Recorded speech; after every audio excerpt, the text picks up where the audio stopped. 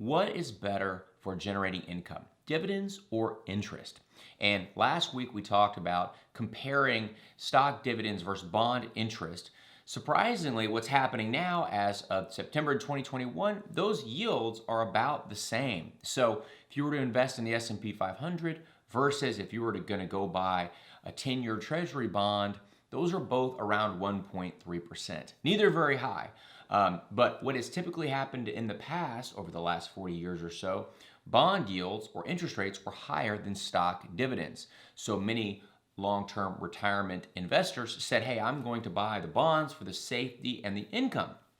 Well, as yields have gone down, what we're going to discuss in today's show is what does it look like moving forward? So we know from a starting point, if we were an investor today for income, if we were to buy the S&P 500 or we were to buy treasury bonds, we'd get about the same income stream, about 1.3%.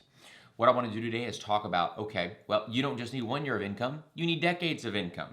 So let's look and see what history tells us about being a bond investor for interest or a stock investor for dividends. So let's look at this chart.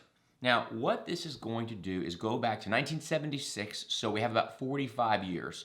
That would be an incredibly long and hopefully happy retirement. This gives us a good starting point. And the one line is bond interest, and one line is stock dividends over time. Now, where does this start off? If we invest our $10,000 in 1976, what happens is our first year of income, our bond income is higher than our stock dividends, right? It's a pretty reasonable difference.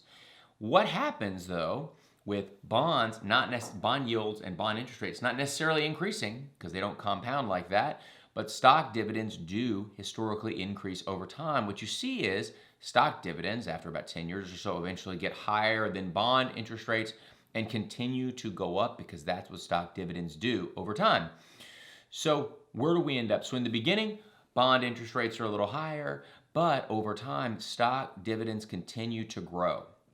Now, as you can see from this chart, you know how the story is going to end. Stock dividends end up more than 10 times higher than they started, and your bond interest has actually dropped dramatically because rates have decreased. And so if you are an investor in 1976 looking for, safety, bonds could have been a very dangerous place to be because what's happened is as your cost of living has gone up over time, your income has actually gone down.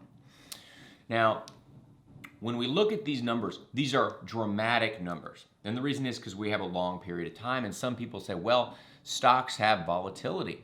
And as you can see right here, this is not the price volatility, this is the dividend volatility. And as you can see kind of around that big dip, you do have a drop in the dividends because dividends don't go up every single year. They're more consistent than stock prices, but they do have a bit of fluctuation. But as you can see, even when it drops, it is still a high multiple of what you'd be getting in bonds. So even after it drops, you're still going to be better off because those stock dividends increase roughly 5% a year given a long enough period of time.